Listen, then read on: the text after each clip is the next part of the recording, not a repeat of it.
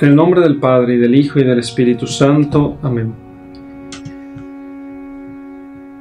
Señor, te pedimos perdón por nuestros pecados y la gracia para hacer con fruto este rato de oración.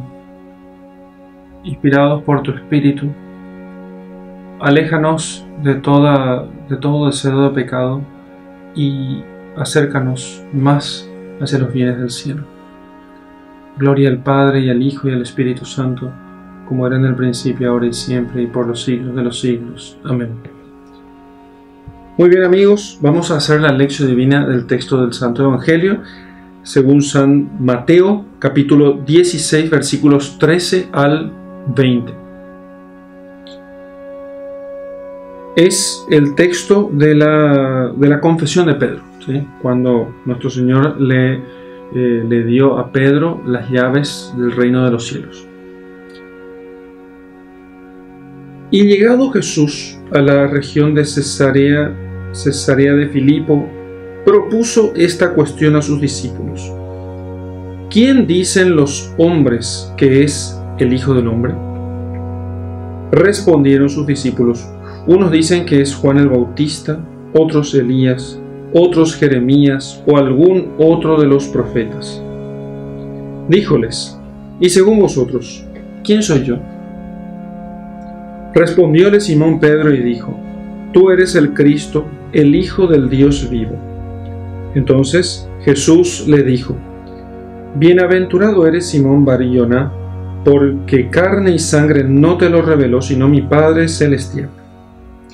Y yo te digo que tú eres Pedro, y sobre esta piedra edificaré mi iglesia, y las puertas del abismo no prevalecerán contra ella. A ti te daré las llaves del reino de los cielos. Lo que atares sobre la tierra estará atado en los cielos. Lo que desatares sobre la tierra estará desatado en los cielos. Entonces mandó a sus discípulos que no dijesen a nadie que él era el Cristo. Muy bien, comenzamos haciendo la lección de este texto, la lectura de este texto, para poder ver lo que el Señor nos dice, lo que el Señor dice en primer lugar aquí, y luego en la meditación vamos a pedir luces al Espíritu Santo para saber qué es lo que Dios nos dice a nosotros, o me dice a mí en particular, que estoy haciendo esta lección divina.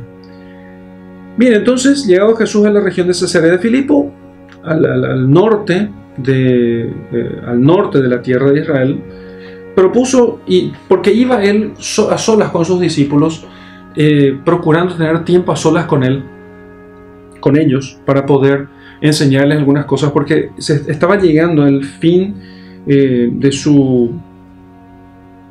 estadía en medio de ellos, en esta tierra, y entonces el Señor quería encontrar un momento para estar a solas con ellos. Entonces los llevó bien lejos. Entonces les preguntó a sus discípulos lo siguiente: ¿Quién dicen los hombres que es el Hijo del Hombre? Ciertamente esto apunta a la pregunta de ¿quién dicen ustedes que soy yo? Pero empieza preguntándoles: ¿quién dice la gente que soy yo? ¿Quién dice la gente que soy yo? Recordemos, estamos delante del Hijo de Dios. Él sabía lo que la gente pensaba de él, pero le pregunta a sus discípulos, y eso serviría para poder contrastar con lo que ellos responderían. Entonces, ¿qué dice la gente? Bueno, unos dicen que es Juan el Bautista, otros Elías, otros Jeremías o alguno de los profetas. Bueno, primero, Juan el Bautista había sido asesinado hacía poco tiempo. O sea, decían que Juan el Bautista había resucitado y comenzó a predicar en medio de ellos. Otros decían que era Elías, porque basados en las promesas del Antiguo Testamento, decían que Elías había de volver antes del Mesías, entonces que no era el Mesías. También había otros que decían que era Jeremías, o sea, alguno de los profetas. Jeremías o alguno de los profetas. ¿Por qué? Porque enseñaba, hacía milagros, y era tan grande como Elías, y decía cosas como las de Jeremías. Bueno, entonces realmente tenían en gran estima a nuestro Señor Jesucristo. No decían que era simplemente el hijo del carpintero, no, estaban diciendo cosas grandes por él, o Juan el Bautista, o Elías, o Jeremías o alguno de los profetas. Pero, aunque todas esas cosas fueran muy buenas, no era lo que el Señor era. O sea, no era Él. Entonces, díjoles: y según vosotros, ¿quién soy yo? Según vosotros, ¿quién soy yo? Toda la predicación, toda la enseñanza de nuestro Señor Jesucristo apunta ciertamente a esta confesión de fe. Entonces, prácticamente todo lo que hace, desde el primer milagro en las bodas de Caná, cuando convierte el agua en vino, sus enseñanzas, sus milagros, cada uno de ellos, todo lo que hace, todos los signos suyos delante de sus discípulos, con los enfermos, en su predicación, todo ello apunta a esta confesión de fe. Una confesión de fe que, si no fuese, digamos así, por la omnisciencia divina de nuestro Señor Jesucristo, si no fuese por esa omnisciencia divina, prácticamente podríamos decir que estaba ansioso por esta respuesta. Podríamos decir, si no fuese por la omnisciencia divina, estaba ansioso, porque el objeto de toda su obra era esa confesión. Si ellos respondían mal, si ellos no tenían una idea equivocada, errónea acerca de Él, entonces todo aquello sería en vano. Es importante esta respuesta. Entonces respondióle Simón Pedro, la voz de los apóstoles, se adelanta a todos ellos y le dice, lo cual no significa que los apóstoles no le hayan respondido, pero Mateo recoge aquí la respuesta de Pedro. Probablemente los otros le hayan dicho simplemente, sí, estamos de acuerdo. Tú eres el Cristo, el Hijo del Dios vivo. ¿Qué significa esto? Bueno, entonces, tú eres el Cristo, el Hijo del Dios vivo. Cristo significa ungido. Es el nombre griego para ungido, ¿sí? El Mesías tendría que ser ungido por el Espíritu Santo. De hecho, fue ungido por el Espíritu Santo en el vientre de la Santísima Virgen. Pero ungido significa sobre todo que recibe de Dios o de lo alto una fuerza especial. Recordemos lo que significa ser ungido. En el Antiguo Testamento eran ungidos los reyes y los profetas. Entonces, el rey y los sacerdotes también. Entonces, reyes, profetas y sacerdotes eran ungidos con el óleo santo. Así vemos, por ejemplo, la ceremonia de unción del rey, la ceremonia de unción de los sacerdotes. Todo esto simbolizaba que tanto reyes como sacerdotes como profetas eran cubiertos totalmente por esa gracia vivificante, lustral, digamos así, porque el aceite tiene cierta razón de brillo, refleja la luz, es como si tuviera su propio brillo, su propia luz. Entonces es como que una luz sale de adentro del que recibe esta unción.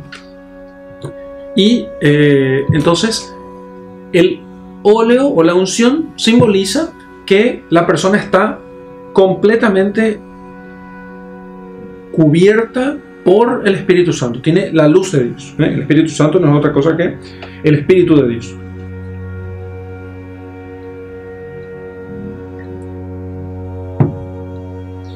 Entonces, el Cristo tendría que ser alguien que tuviera todas esas características: profeta, sacerdote y rey. De hecho, ellos creían que el Mesías tendría que ser un rey, y también que podría ser como los profetas, y también que tendría que ser como los sacerdotes. Entonces, aunque no les quedaba a todos exactamente claro, sin embargo, la tradición hablaba sobre todo esto. El Cristo tendría que ser ungido. Así que entonces, el Cristo, tú eres el Cristo, el Mesías, el Hijo del Dios vivo. El Hijo del Dios vivo. Algunos discuten sobre el tema si Pedro había reconocido realmente que él era de naturaleza divina, que era realmente Dios. Yo creo que sí.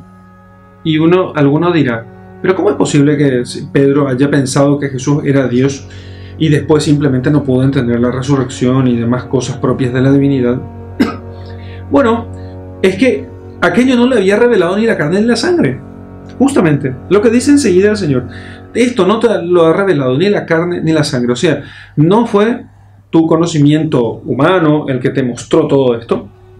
No fue tu conocimiento humano. No fue una deducción que hiciste con tus propias fuerzas, sino que es mi Padre que está en el cielo el que te lo revela. Jesús le dijo: bienaventurado eres, Simón Pedro, o sea, feliz de vos, porque carne y sangre no te lo reveló, sino mi Padre celestial. Fue el que te reveló esto que me estás diciendo. Él es el que te revela esto que me decís. Así que, por eso él no entendió completamente el alcance de esto que estaba diciendo. Después tendría importancia todo esto que decía Pedro, pero en ese momento él no lo notaba. No notaba el alcance de aquello que está diciendo. Y yo te digo, replica Jesucristo a Pedro, ¿sí? Tú eres el Cristo, el Hijo de Dios vivo, confiesa Pedro, movido por Dios, no por su razón natural, con la cual no entendía completamente, pero Dios le había inspirado aquello y dice: tú eres el Cristo, el ungido, el Mesías, el Hijo del Dios vivo. Muy bien. Y yo te digo que tú eres Pedro, y sobre esta piedra edificaré mi iglesia, y las puertas del abismo no prevalecerán contra ella. Tú eres Pedro, y no voy a entrar aquí en las polémicas acerca de la relación entre el término Pedro y piedra, ¿sí? Voy a seguir simplemente lo que en la iglesia latina, en la iglesia latina y en general en la iglesia unida al Papa, se ha siempre interpretado sobre el tema, sin entrar en la polémica, ¿sí? Tú eres Pedro, y sobre esta piedra edificaré mi iglesia. Tú, Pedro, y sobre esta piedra que simboliza a la vez, no solamente tú mismo, que eres Pedro, sino también tu confesión de fe. Esas cosas van unidas. Bueno, ya me estoy metiendo en la polémica, porque los orientales van a decir que se ha interpretado mal este texto, tratando de justificar con él lo que el primado del Papa. Sin embargo, y dicen entonces que cuando él dice tú eres Pedro y sobre esta piedra edificaré mi iglesia, entonces está diciendo tú eres Pedro, Petrus, y sobre esta piedra, que es otra cosa distinta, sería otra cosa distinta, edificaré yo mi iglesia, y que esa piedra no sería propiamente el mismo Pedro como persona, sino su confesión de fe. Sí, no solamente, sino que ciertamente Pedro es Pedro por su confesión de fe. Pedro es Pedro por su confesión de fe. No por su persona, sino por su confesión de fe. Esa es la razón última de la confesión de Pedro y del primado del Papa. La confesión de la fe. Esto no es una empresa, digamos así, una especie de una multinacional donde solamente vale el puesto y el cargo y ya está. No, es la confesión de fe justamente aquí. Estas dos cosas van unidas. La confesión de fe y la persona de Pedro. De tal modo que, como decían algunos, como San Roberto Bellarmino y otros, que la apostasía del Papa implicaría una pérdida automática de su ministerio, ¿sí? Una pérdida de su ministerio. No nos interesa ahora el tema, la cuestión del Papa herético o de la posibilidad del Papa herético, porque además ni siquiera Bellarmino resuelve quién puede juzgar semejante cosa. Menos nos tocaría a nosotros los fieles juzgar una cuestión tan espinosa como esa. Sin embargo, está la cuestión de que se ha entendido siempre que el Pedro, ¿sí?, es Pedro y es piedra sobre la que se edifica la iglesia, no solamente por su persona, ¿sí?, por la del obispo de Roma, o el sucesor del apóstol Pedro, sino por esa confesión de fe. De tal modo que también cualquier obispo que no confiesa la fe está privado de su autoridad y de su investidura, que no la conserva. Puede conservarla precariamente delante de los demás, a los ojos de la gente, pero no realmente delante de Dios. No realmente delante de Dios. Ningún pastor, llámese obispo, papa, los sacerdotes no, porque nosotros somos cooperadores nada más de los obispos, ninguno recibe un poder tal que libremente puede hacer de la iglesia lo que quiera, sino que esta roca de la confesión de la divinidad, de que Jesús es el Mesías, el Hijo de Dios vivo, el que había de venir, el esperado, el enviado por Dios. Entonces, sobre esa roca, unida a la confesión de Pedro, sobre esa roca se edifica toda la iglesia. La iglesia no es una multinacional. La iglesia no es una ONG. La iglesia no es una entidad de beneficencia. La iglesia es la sociedad de los que creemos en la divinidad de Jesucristo y seguimos sus enseñanzas. Esa es. Y justamente porque creemos que en la divinidad de Jesucristo, porque la afirmamos, porque la abrazamos esta verdad, porque la hemos recibido por tradición y la profesamos de generación en generación. Por eso nosotros, los cristianos, somos tan exclusivos, porque si Jesucristo es el Hijo de Dios, el Hijo único del Dios verdadero, entonces no puede haber otra religión, no puede haber otra posibilidad, no puede haber otro camino. Él es el camino, la verdad y la vida. Nadie va al Padre sino por Él. No se puede ir al Padre por otro modo, sino únicamente por Jesús. Bienaventurado eres, Simón, hijo de Jonás. ¿Por qué hijo de Jonás? Y porque Simón Pedro dijo que Jesús era el Hijo de Dios. Bienaventurado, hijo de Jonás, porque carne y sangre no te lo reveló, sino mi Padre celestial. Y yo te digo que tú eres Pedro, así como tú dijiste que yo soy Cristo, y sobre esta piedra de tu confesión, porque eres Pedro, edificaré mi iglesia. Y las puertas del abismo no prevalecerán contra ella. O sea, las puertas del abismo no prevalecerán contra ella. ¿Y qué son las puertas del abismo? ¿Qué son las puertas del abismo? El porte inferi non prevalegunt adversus eam. Es muy bonito esta expresión, toda esta perícopa del Evangelio se encuentra tallada sobre la cátedra, sobre el altar de la confesión de San Pedro. Se llama el altar de la confesión. En ese lugar, la Basílica de San Pedro, en Roma, en el Vaticano, el altar principal de la Basílica Vaticana está construido sobre el lugar del martirio de San Pedro, porque allí fue martirizado San Pedro y allí fue crucificado, puesto cabeza abajo por pedido suyo, porque no quería morir como su maestro, no se sentía digno de ello, y luego allí mismo fue enterrado.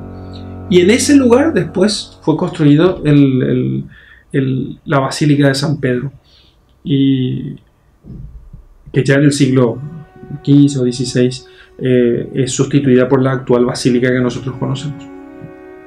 Bien, entonces arriba ese altar que se llama el altar de la confesión, porque él murió justamente por confesar que Jesús era el Hijo de Dios, es el Hijo de Dios. Entonces arriba en la cúpula, esa cúpula tan grande, tan impresionante que se encuentra sobre el altar de la confesión, está escrito en la roca, en la piedra de la construcción de la iglesia, dice justamente tú eres Pedro y sobre esta piedra edificaré mi iglesia y las puertas, et porte inferi non prevalegunt adversus eam. Entonces las puertas del infierno no prevalecerán contra ella. No prevalecerán. No dice que no la atacarán, dice que no prevalecerán, no perseverarán, no vencerán sobre ella. No prevalecerán. La atacarán, la hostigarán constantemente. Harán de todo para poder destruirla, pero no podrán destruirla. Porque es roca firme. ¿Y en qué consiste la firmeza de esta roca? En la confesión en que Jesús es el Hijo de Dios, de lo cual se deriva todo. Yo confieso que Jesús es el Hijo de Dios, y si soy coherente, a partir de ahí se deriva toda la doctrina católica. Toda. Piensen lo que quieran. Presencia de Jesús en la Eucaristía. Claro, si es el Hijo de Dios, ¿por qué no puede Él, por su poder, lograr hacerlo? Asunción de la Virgen. Y sí, si Él es el Hijo de Dios, entonces tendría que nacer de una mujer que estuviese preservada del pecado, porque el pecado y Dios no pueden convivir. Entonces tendría que, ahí se explicaría la Inmaculada Concepción, la concepción virginal de la Virgen, y además, si fuera Dios, Él daría a su madre el privilegio de la Asunción. Bueno, por ejemplo, también de una iglesia que estuviera perseverante a través de los siglos hasta el final de los tiempos, justamente en la confesión de la divinidad de Jesucristo. Si Jesucristo no fuera Dios, todo sería en vano. Simplemente todo sería en vano. Nada se entendería. Y mucha gente acepta que Jesucristo es un profeta, que es un buen hombre, que es un tipo chévere, que es un tipo bueno, calidad, lo que quieran, pero no que sea hijo de Dios. Porque si fuera hijo de Dios, entonces la cosa se complica. A ti te daré las llaves del reino de los cielos. Ese reino de los cielos del cual yo vengo a instaurar en este mundo, yo te daré las llaves del reino de los cielos. Las llaves del reino de los cielos. Llave. ¿Para qué sirve la llave? Esto parece muy básico, pero hagamos este ejercicio. Una llave sirve para abrir y cerrar. ¿A quién se le dan las llaves? Y se le da a las personas ilustres. Pero ¿quién entrega a esas personas ilustres? Y entrega generalmente la autoridad de la ciudad. De tal modo que las llaves es como que confiamos tanto en vos que te doy las llaves de mi ciudad. Pensemos nosotros en una casa. ¿Quién tiene las llaves de la casa? No tienen los niños porque pueden perderla. Las llaves de la casa pueden perderse en manos de los niños. Entonces tienen los adultos. Cuando un niño se hace adolescente y joven, grande, mayor, ahí recién recibe las llaves de la casa. Entonces, llaves de la casa es para gente de confianza. Es también para el dueño de casa. Es para el mayordomo de la casa. La llave puede tener el dueño de casa o su mayordomo, su lugarteniente, su vicario, puede ser también. Quien está en su lugar tiene las llaves de la casa. Así entonces, que Jesús dé a Simón Pedro las llaves del reino de los cielos, las llaves del reino de los cielos, le está dando a él poder para poder entrar y salir, para poder dirigir. En nuestra mentalidad moderna, muy acostumbrada, por increíble que parezca, a la tiranía, nosotros pensamos que el que tiene la llave y decimos que tiene todo poder va a ser tirano necesariamente. Por eso escuchamos frases como esta, por ejemplo. El poder corrompe. Le gusta decir a los de mentalidad liberal esto. El poder corrompe. Y entonces uno dice, ¿y Dios cómo no se corrompe? No, pero Dios no puede corromperse. Entonces, cualquiera que tendría el poder sería malo entonces en sí mismo. El poder no es malo en sí mismo. El poder no es malo. El poder no es el que corrompe propiamente. Entonces, eso es falso, pero no voy a entrar en esa discusión ahora. Lo que sí voy a decir es que a Pedro Jesucristo le da un poder inmenso, y a los apóstoles con él. Les da las llaves del reino de los cielos. Lo que atares sobre la tierra estará atado en los cielos, y lo que desatares sobre la tierra estará desatado en los cielos. El alcance de estas palabras, Pedro solo entenderá después. Y bueno, entonces, esto es lo que tenemos. ¿Por qué Jesús dice a sus discípulos que no digan a nadie que Él era el Cristo? No digan a nadie todavía esto. Y para que se cumpla lo que estaba previsto, que es su pasión. Entonces, para que se cumpla eso, que nadie se sienta, qué sé yo, que nadie intente evitar aquello. Era necesario que se cumpliera realmente lo que habría de cumplirse. Muy bien, hasta aquí entonces la lección. Con eso tenemos, sí, muy superficialmente, pero creo que suficientemente, el texto de la lectura de nuestro texto de este pasaje del Evangelio. Bien, vamos a hacer ahora la meditación de nuestro texto. Evidentemente nosotros no estamos, cuando pensamos en la iglesia, no estamos nosotros delante de una institución humana. No estamos delante de una institución humana. Estamos delante de una institución de origen divino. Tú eres Pedro, y sobre esta piedra que ha confesado que yo soy el Mesías, el Hijo del Dios vivo, revelado no por la carne o la sangre, o sea, no como fruto de su raciocinio propio, sino revelado por el Padre, como verdad revelada por el Padre. Sobre esta piedra yo edificaré mi iglesia. Es mi iglesia. La iglesia es la iglesia de Jesucristo. La iglesia es la iglesia de Jesucristo. Y las puertas del infierno no prevalecerán sobre ella. No dice que no la atacarán. Podemos encontrar a lo largo de la historia todos los embates posibles, de adentro y de afuera, en todos los tiempos. En todos los tiempos. Hablar de crisis de la iglesia es hablar de toda la historia de la iglesia. La iglesia ha venido estando en crisis desde el día 1. Cuando Pedro le dice, no, ¿cómo Señor va a estar diciendo estas cosas? No vaya a decir eso, corregite por favor. Después, cuando le abandonan los apóstoles, cuando Judas lo traiciona, cuando el mismo Pedro actuaba no conforme al Evangelio y es corregido escandalizando a algunos hermanos, corregido después por Pablo. También cuando las crisis de los judaizantes en los primeros siglos, el arrianismo, las crisis medievales, las querellas cristológicas, las persecuciones, catacumbas, querella de las investiduras durante la época medieval, el siglo de hierro del pontificado con papas terribles. O sea, uno piensa si no que el papa siempre tiene que ser un santazo.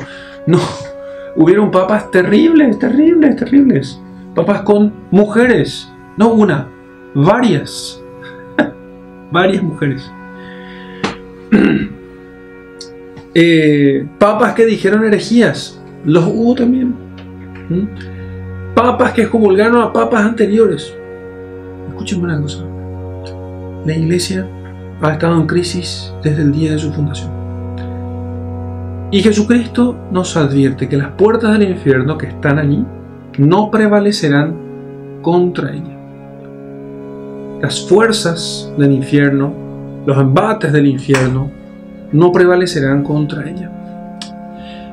Y esas puertas del infierno que se quieren abrir contra la iglesia e invadirla por completo, al abrirse, la invaden todos los demonios, no prevalecerán, quedarán cerradas y se volverán a cerrar muchas veces. Se abrirán y se cerrarán una y otra vez.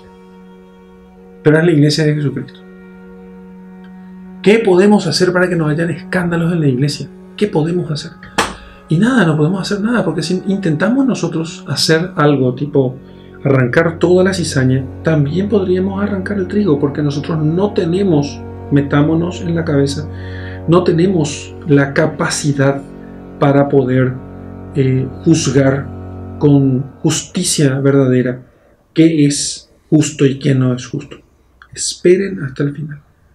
Cuando el Señor envíe a sus obreros, a sus ángeles, no será la iglesia, a juzgar. Nosotros podemos juzgar algunas cosas.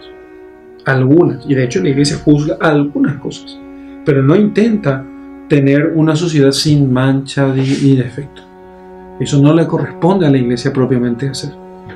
Porque si no, a fuerza de querer perfeccionarlo todo, terminamos nosotros congelando el río de la gracia. Y yo no digo con esto que no tengamos nosotros que corregir los defectos. Por supuesto que hay que corregir los defectos. Pero hoy muchos intentan corregir un montón de cosas en la iglesia, más bien para no ser escándalo. En realidad, cuando dice no ser escándalo, significa no aparecer en la prensa. No nos importa la prensa. No nos tiene que importar la prensa. No se trata de no aparecer en la prensa, que amplifica los defectos, y sobre todo si son de la iglesia, hasta el infinito. No se trata de eso. Se trata fundamentalmente de que nosotros entendamos, en primer lugar, en esta lección en particular, que entendamos nosotros que la iglesia es una institución de origen divino. Si vamos a corregir algo, si vamos a procurar ayudarla, a hacer que crezca, corregir sus defectos, es justamente por eso. Justamente por eso. No es para cruzarnos de brazos.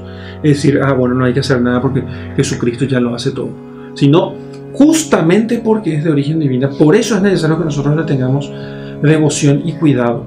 Como quien encuentra una perla fina, vende todo lo que tiene para adquirir la perla preciosa.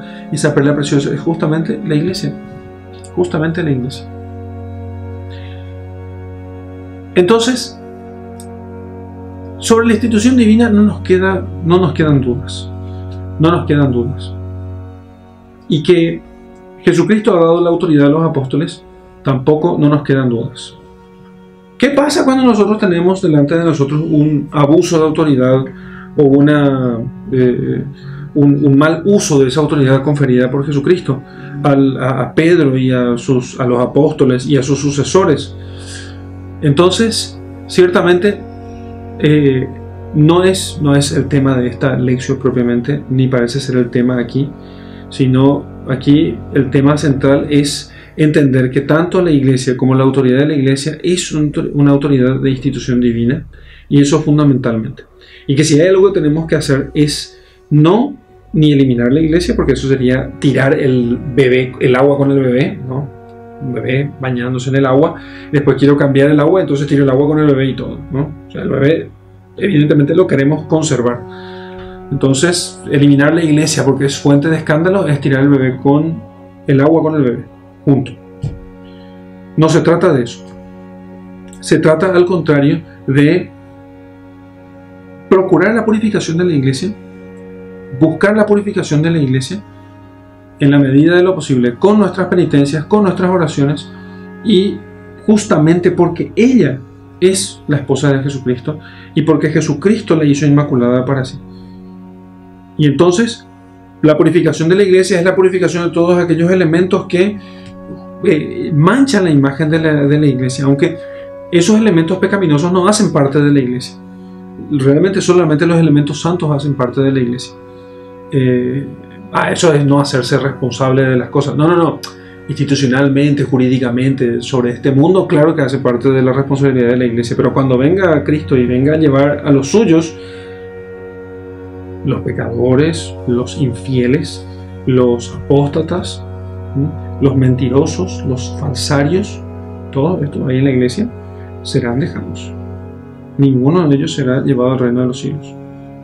Todos los que han sido ávidos, sedientos de poder y que estuvieron en la iglesia solamente por el poder y que guardaron el poder pero no la fe, bueno, todos ellos no irán con el Señor al cielo y serán castigados.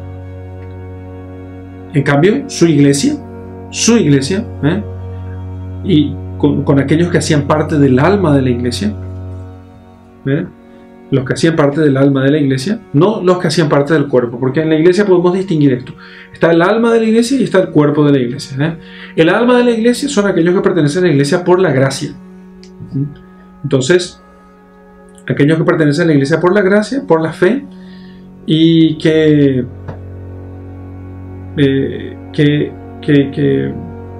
guardan los mandamientos, inclusive también pertenecen al alma de la iglesia los que viven en gracia, esto entra en este primer grupo, y también aquellos que sin culpa suya no conocen el evangelio pero quieren hacer la voluntad de Dios. Esto pertenece al alma de la iglesia. Eso no se ve, solo Dios lo ve.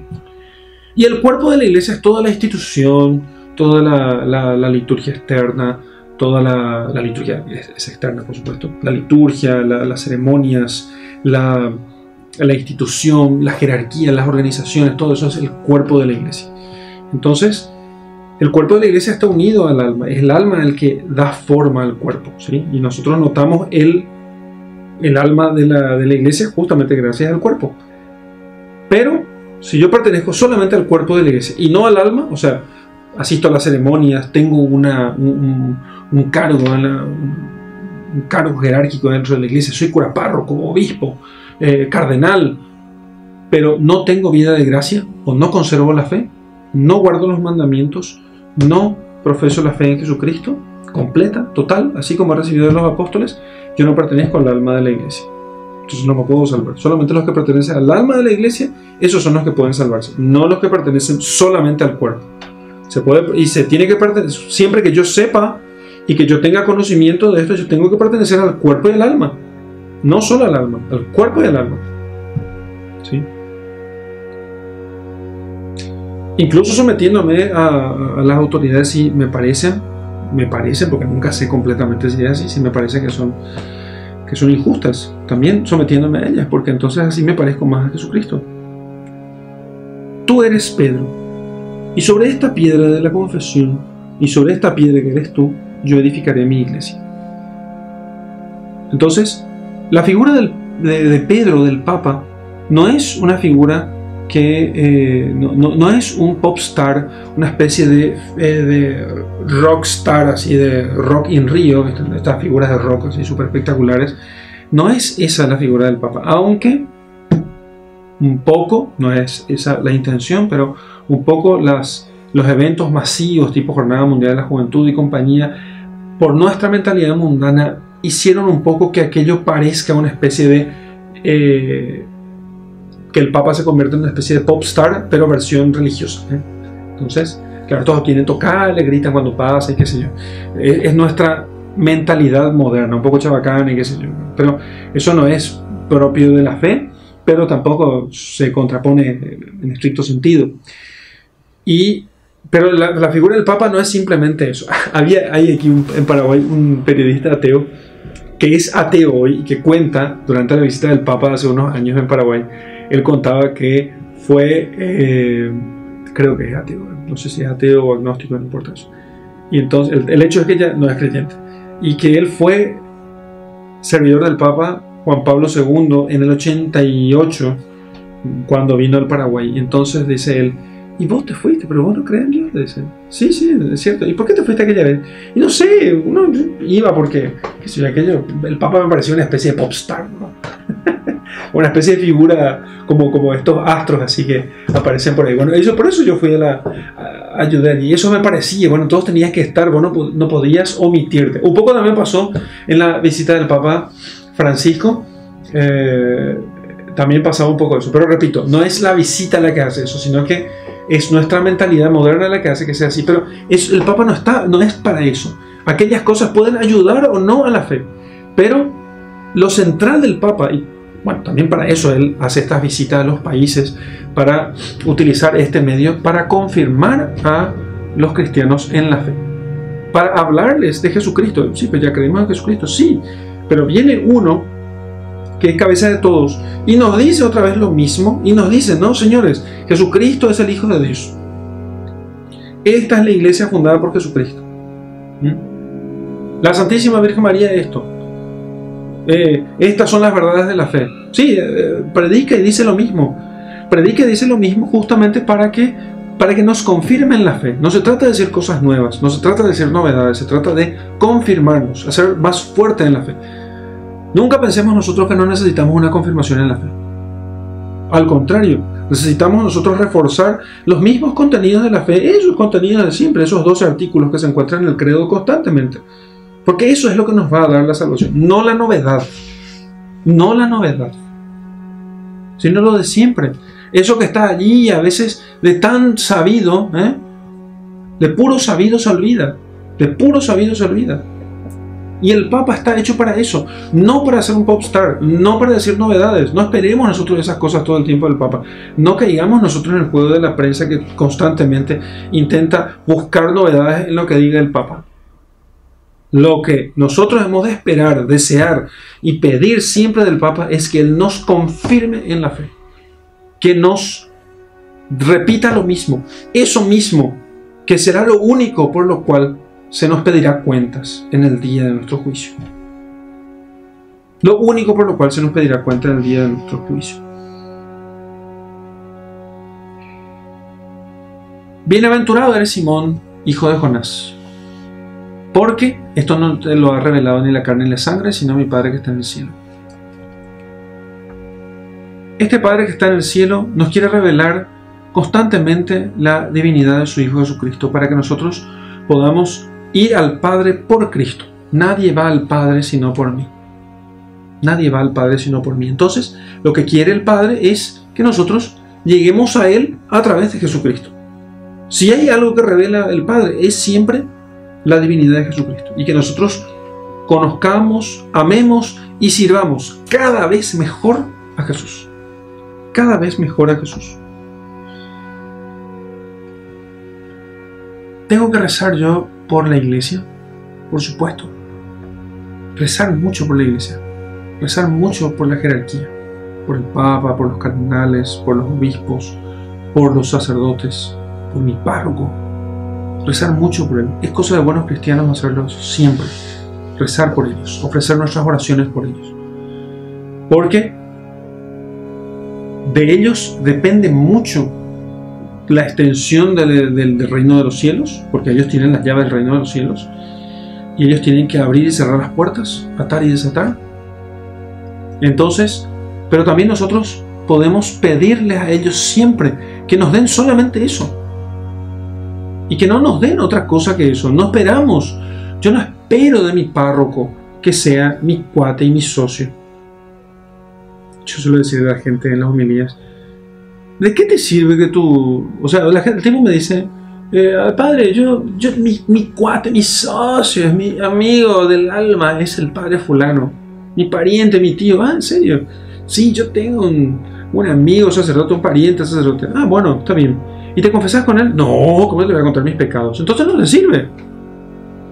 Entonces no te sirve, ¿entendés? O sea, ¿de qué sirve que Jesucristo haya instituido la iglesia si no te abre las puertas del cielo? ¿De qué te sirve tener un tipo que tiene las llaves del reino de los cielos para abrirte y cerrarte, para quitarte, si no te libera? No te sirve. Entonces, no se trata de tener un sacerdote que sea simplemente amigo, se trata de que realmente él cumpla con su función, que es el oficio de las llaves, que te abra el cielo, que cierre las puertas del infierno para vos, que te abra las puertas del cielo. Para eso está el sacerdote. Eso es su único y su gran trabajo, su mejor trabajo. Todo el resto de las cosas que haga, dar de comer a los pobres, tener una obra de caritas en su parroquia, qué sé yo, hacer algún trabajo de tipo intelectual, inclusive, por muy bueno que sea. Todas esas cosas son delante de aquel oficio sacerdotal secundarias. Para eso Cristo lo ha llamado. Para eso Cristo lo ha llamado. No significa que tenga que hacer solamente eso, a no ser que su oficio sea otro, pero todas las otras cosas están ordenadas a eso. ¿Por qué doy de comer a los pobres? Para tener la oportunidad de hablarles a los pobres de Jesucristo. ¿Por qué enseño, no sé, materias filosóficas en la universidad? Para tener la oportunidad de hablarles de Jesucristo a los estudiantes. ¿Por qué hago, qué sé yo, estoy recibiendo y conversando sobre cosas que en un principio podrían no ser religiosas directamente? Para poder tener la oportunidad de hacer eso. ¿Por qué visito a las familias y como con ellos? Para poder hablarles de Jesucristo. Para llevar las llaves. Pienso yo siempre en eso. Siempre que voy a tratar con alguien, pienso que tengo las llaves en las manos. Y entonces tengo que procurar que esa persona se interese, que yo le abra las puertas del cielo, porque si también le abro y no se interesa en entrar al cielo, entonces al final fue en vano. Abrir las puertas del cielo. Eso es lo que tenemos que nosotros esperar del sacerdote. ¿Y qué pueden hacer los laicos delante de la crisis en la que podemos pensar nosotros que está la iglesia? Repito, la iglesia está en crisis. Y Ecclesia sempre reformanda, la iglesia siempre se está reformando, porque tendemos nosotros para abajo y el Espíritu Santo la levanta y constantemente estamos una y otra vez levantando y bajando por nuestros pecados, pero la iglesia siempre reformando. Entonces, en la crisis actual, la de ahora, ¿qué pueden hacer los fieles laicos y qué podemos hacer los sacerdotes de a pie? Esperar siempre de los otros sacerdotes y pedirles y querer de ellos que nos muestren a Jesucristo. Cuando conozco a un sacerdote que sea, yo no digo que sea bueno, muy por el contrario, yo me confieso a otro sacerdote y confieso mis pecados y sé lo malo que soy, pero cuando yo encuentro uno de esos sacerdotes que son así calamitosos, que son groseros, deselegantes, que yo sé que son mujeriegos y qué sé yo, ¿saben lo que hago? Les beso la mano y les pido la bendición, pero no por hipocresía, es para que también yo pueda recordarles a ellos al Cristo que está allí, durmiendo en esa barca azotada por las tempestades. En Paraguay, cuando un paraguayo se enoja con un sacerdote, ya no le dice padre, le dice señor. Ese señor que se comporta mal, ese señor dice que padre. Quiero decirles a ustedes que el padre es padre siempre. Hasta la muerte va a ser padre. No hagan eso. No le hacen un favor. Al contrario, le están diciendo que Cristo no perdona, además le están diciendo que porque se comportó mal, nomás ya no va a tener que rendir cuentas por no ser sacerdote. No, hay que decir, ese padre pecador, sí, ese padre que es otro Cristo y que ha pecado y que tiene que convertirse y que tiene que confirmar de nuevo su fe en la fe única en el Hijo de Dios que murió y se entregó por mí, dice San Pablo. Esa es nuestra confesión. Entonces, bendita sea la iglesia. Bendita sea la iglesia. Porque la iglesia me ha acercado a Jesucristo. La iglesia ha hecho posible que yo haya recibido el bautismo y me haya hecho hijo de Dios y me haya hecho hijo de la iglesia. Bendita sea la iglesia. Bendita sea la iglesia. Ya, con todos sus pecados, sus crisis, con todos sus problemas, bendita sea la iglesia una y otra vez. Porque imagínense que ¿acaso nosotros podríamos haber hecho algo mejor? Para nada. Nada mejor que la iglesia. Si nosotros los hombres tuviéramos que inventar la iglesia, hubiera sido un desastre. Porque ya suele ser un desastre, inclusive así, con toda esta mezcla de cosas divinas y humanas. Pero dígame una cosa, ¿acaso no está delante de los defectos, de los escándalos, delante de las apostasías, abandonos de la fe, escándalos morales y sexuales, de los robos, indecencias, injusticias? ¿Acaso, díganme ustedes, la santidad no ha brillado como luz, como un sol en pleno mediodía en la iglesia? En ningún lugar hemos encontrado nosotros mayor santidad, mayor perfección, mayor profundidad doctrinal, mayores luces que en la iglesia. Por tanto, no perdamos de vista a Jesucristo. O sea, no hagamos como Pedro, no miremos a las tormentas. Todos estos sacerdotes no ejemplares, escandalosos, son como las tormentas.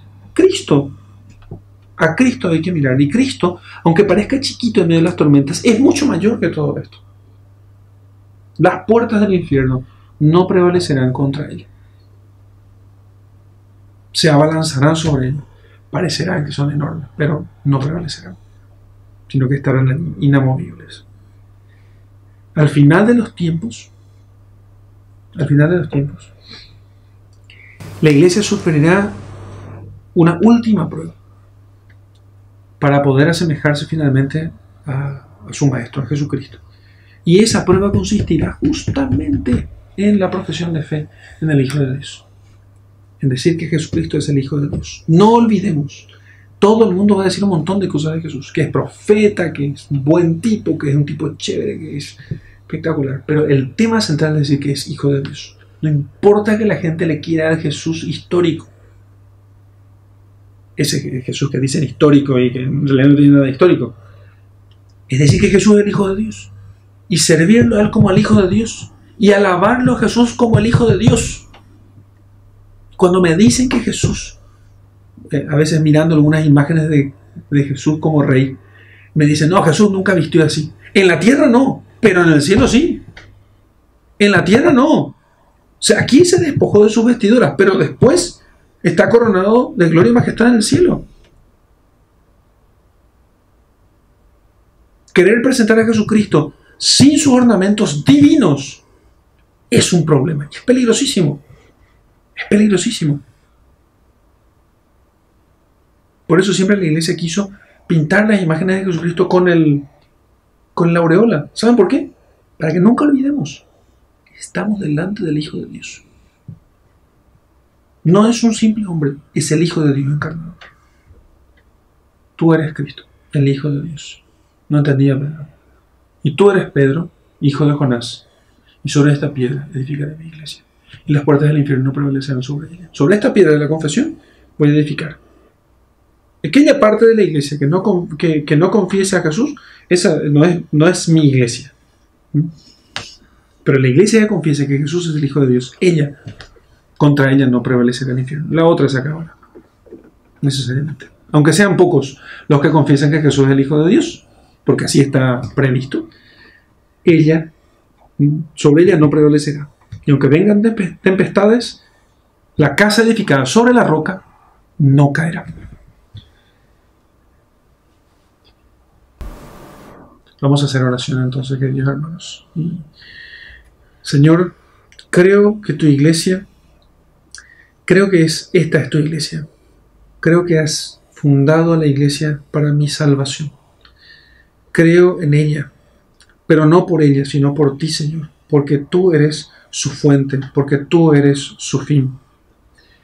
Y por eso te pido, Señor, que fortalezcas en la fe a la jerarquía de la iglesia, empezando por el Papa, que su fe esté firme e inconmovible, que nunca decaiga, que nunca quede endeble, que se fortalezca día tras día. No desoigas nuestras súplicas, Señor. También te pido por toda la jerarquía de la iglesia, por cardenales, obispos, por los sacerdotes, en todos los oficios en los que los obispos les han puesto a los sacerdotes, todos los que hacen parte del orden sagrado, todo el clero. Fortalécelos en la fe. Y dale las gracias, Señor, a los fieles de serles siempre obedientes a los buenos pastores, de rezar por sus pastores, de ofrecerse siempre como víctimas en sacrificio, como víctimas de expiación por sus pastores, para que ninguno se pierda. Danos, Señor, la gracia de tener muchos sacerdotes, muchos y buenos sacerdotes, muchos buenos, santos, sabios sacerdotes, y que todos ellos tengan su fortaleza en la confesión de la fe en ti, en la confesión de que tú eres el Mesías, el Hijo de Dios. Gloria al Padre, y al Hijo, y al Espíritu Santo, como era en el principio, ahora y siempre, y por los siglos de los siglos. Amén. Yo te pido que en la contemplación mires a tu alrededor y trates de hacer una recopilación, digamos así, de todo lo que ya escuchaste de Jesús, bueno y malo. Y después escuches la pregunta de Jesús que te dice: ¿y para vos? ¿Quién soy yo? Y entonces medites en esa pregunta un buen tiempo antes de poder responderla. Y ahora te voy a dar la bendición. Que el Señor te bendiga en el nombre del Padre, del Hijo y del Espíritu Santo. Amén.